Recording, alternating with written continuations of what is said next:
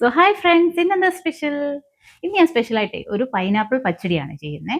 അപ്പം നമ്മുടെ സദ്യയിലൊക്കെ കിട്ടുന്ന ടൈപ്പ്, പക്ഷേ കുറച്ച് സ്പെഷ്യലായിട്ടാണ് ചെയ്യുന്നത്. അതായത് നമ്മുടെ ബ്രാഹ്മിൻസിൻ്റെ ഒക്കെ ഒരു സദ്യ സ്റ്റൈലിൽ ഒരു പ്രത്യേക ടേസ്റ്റ് കിട്ടുമല്ലോ, അതാണ് ഞാൻ ചെയ്യുന്നത്.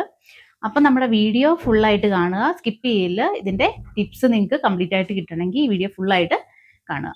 ഓക്കെ, അപ്പം നമുക്ക് തുടങ്ങാം. Okay, come on. അപ്പം നമുക്ക് ഈ പച്ചടി ചെയ്യാനായിട്ട് ഇതുപോലെ നല്ല പഴുത്ത പൈനാപ്പിളാണ് വേണ്ടത്. ആദ്യം തന്നെ നമുക്കിതിൻ്റെ അരപ്പൊന്ന് റെഡിയാക്കാം. അതിനായിട്ട് ഒരു മിക്സിയുടെ ജാറിലേക്ക് 1 കപ്പ് തേങ്ങ, പിന്നെ 1 പച്ചമുളക്, ഇനി ഇതിലേക്ക് 1 ചെറിയ ഉള്ളിയും കൂടെ ആഡ് ചെയ്ത് കൊടുക്കുന്നുണ്ട്. ഒരൊറ്ററിനെ ആഡ് ചെയ്ത് കൊടുക്കാവും. ഇനി ഞാൻ ഇതിലേക്ക് കുറച്ച് ചൂടുവെള്ളം കൂടെ ആഡ് ചെയ്ത് നന്നായിട്ടൊന്ന് അരച്ചെടുക്കുന്നുണ്ട്. ഇപ്പോൾ ഇത് ഞാൻ അരച്ചെടുത്തിട്ടുണ്ട്. ഇനി ഇതിലേക്ക് 1 ടീസ്പൂൺ കടുക് കൂടെ ആഡ് ചെയ്തിട്ട് നമുക്കൊന്നുകൂടെ ഒന്ന് അരച്ചെടുക്കണം. ഈ കടുക് ഒരുപാട് അങ്ങ് അരയ്ക്കേണ്ട, അതുകൊണ്ടാണ് ഞാൻ ആദ്യം ചേർക്കാഞ്ഞ്. ഇനി അടുത്തായിട്ട് ഏകദേശം ഒരു കപ്പ് പൈനാപ്പിൾ നമുക്കൊന്ന് അരച്ചെടുക്കണം. ബാക്കി പൈനാപ്പിൾ നമ്മൾ നന്നായിട്ട് ചോപ്പ് ചെയ്തിട്ടൂടാണ് ആഡ് ചെയ്ത് കൊടുക്കുന്നത്. ഇനി കറി റെഡിയാക്കാനായിട്ട് ആദ്യം നമുക്കൊരു കടായി വെച്ച് കൊടുക്കാം. ഇനി നമുക്ക് പൈനാപ്പിൾ ആഡ് ചെയ്ത് കൊടുക്കണം. ഞാനിവിടെ പൈനാപ്പിൾ ഇതുപോലെ ചെറുതായിട്ടാണ് ചോപ്പ് ചെയ്തെടുത്തേക്കുന്നത്. ഈ സൈസിൽ അരിഞ്ഞെടുത്ത് ചെയ്യുന്നതാണ് ഈ കറിക്ക് ഏറ്റവും പെർഫെക്റ്റ്. ഈ സൈസിലാവുമ്പോൾ നമുക്ക് പൈനാപ്പിൾ വെന്ത് കിട്ടാനും കുറച്ചുകൂടെ എളുപ്പമാണ്. ഇനി ഇതിലേക്ക് നമുക്കൊരു 1/2 ടീസ്പൂൺ മഞ്ഞൾപ്പൊടി ആഡ് ചെയ്ത് കൊടുക്കാം. ഇനി അടുത്തായിട്ട് ഇതിലേക്കൊരു 1/4 ടീസ്പൂൺ കാശ്മീരി മുളക് പൊടിയും കൂടെ ആഡ് ചെയ്ത് കൊടുക്കുന്നുണ്ട്. ഇനി ഇതിലേക്ക് നമുക്ക് ഉപ്പ് കൂടെ ആഡ് ചെയ്ത് കൊടുക്കാം. ഞാനൊരു 1 ടീസ്പൂൺ ഉപ്പ് ആഡ് ചെയ്ത് കൊടുത്തിട്ടുണ്ട്. ഇനി ഇത് നമുക്ക് നന്നായിട്ടൊന്ന് ഇളക്കി കൊടുക്കണം. ഇപ്പം നമ്മുടെ സ്റ്റൗവിൻ്റെ ഫ്ലെയിം ഒരു മീഡിയത്തിലാക്കണം.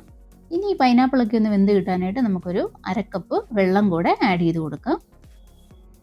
ഇനി ഇതെല്ലാം കൂടെ ഒന്ന് മിക്സ് ചെയ്തിട്ട് നമുക്കൊന്ന് അടച്ചു വെച്ച് വേവിക്കാം.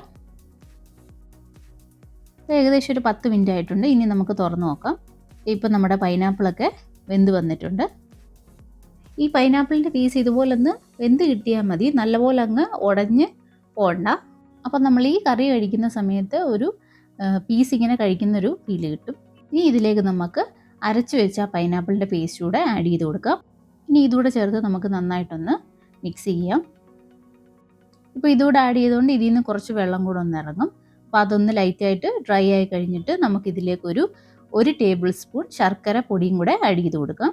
എൻ്റെ ഈ പൈനാപ്പിളിന് നല്ല പഴുത്ത ആയതുകൊണ്ട് നല്ല മധുരം ഉണ്ട് അത്യാവശ്യം. എന്നാലും ആ മധുരം ഒന്ന് ബാലൻസ് ആയി നിൽക്കാൻ ഇതുകൂടെ ആഡ് ചെയ്ത് കൊടുക്കണം. ഇനി ഇതിലേക്ക് നമ്മൾ അരച്ച് വെച്ചിരുന്ന അരപ്പ് ചേർത്ത് കൊടുക്കാം.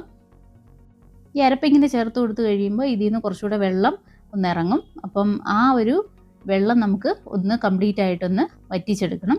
ഇതിങ്ങനെ ഒന്ന് ഡ്രൈ ആക്കി എടുക്കണമെന്ന് പറഞ്ഞത് ലാസ്റ്റ് നമ്മൾ തൈര് ആഡ് ചെയ്യുമ്പോൾ അല്ലെങ്കിൽ ഒരുപാട് അങ്ങ് ലൂസായി പോവും. നമുക്ക് ഈ പച്ചടി കറക്റ്റ് കൺസിസ്റ്റൻസിയിൽ കിട്ടാൻ വേണ്ടിയാണ് ഞാൻ പറഞ്ഞത്. അപ്പോൾ അത് ഇതുപോലെ ഒന്ന് നന്നായിട്ട് ഡ്രൈ ആയി കഴിയുമ്പോഴത്തേക്ക് നമുക്ക് 1.5 കപ്പ് ഉടച്ച് വെച്ച തൈര് ആഡ് ചെയ്ത് കൊടുക്കാം. ഇവിടെ നമുക്ക് തൈര് മിക്സിയിലൊന്നും ഇട്ട് അടിച്ചെടുക്കണ്ട, കൈ വെച്ചിട്ട് തന്നെ നന്നായിട്ടൊന്ന് വിസ്ക് ചെയ്തെടുത്താൽ മതി.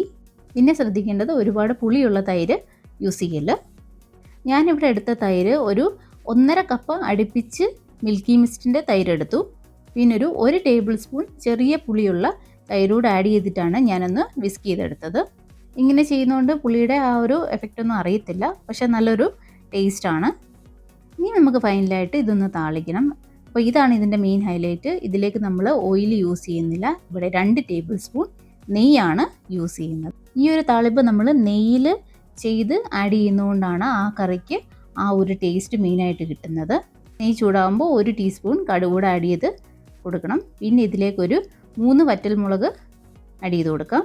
ഇനി ഇതിലേക്കൊരു 2 ചെറിയുള്ളി അരിഞ്ഞതും പിന്നെ കുറച്ച് കരിവേപ്പിലയും കൂടെ ചേർത്തിട്ട് ഇത് നന്നായിട്ട് നമുക്കൊന്ന് ഫ്രൈ ചെയ്യണം.